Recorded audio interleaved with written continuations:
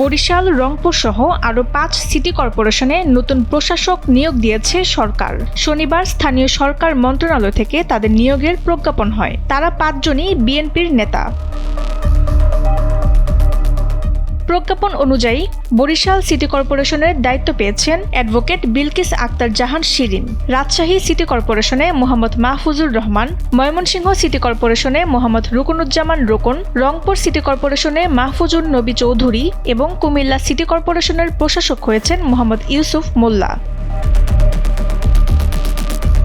প্রজ্ঞাপনে আরও বলা হয়, নিয়োগকৃত প্রশাসকগণ স্থানীয় সরকার অধ্যাদেশ ২০২৪ এর ধারা ২৫ ক এর উপধারা ৩ অনুযায়ী সিটি কর্পোরেশনের মেয়র এর ক্ষমতা প্রয়োগ ও দায়িত্ব পালন করবেন। তারা বিধি মোতাবেক ভাতা প্রাপ্য হবেন।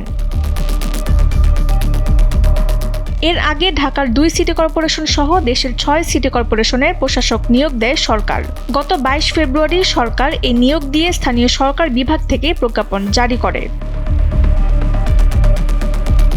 তাসনিম হোসেন লিয়া, সময়ের আলো।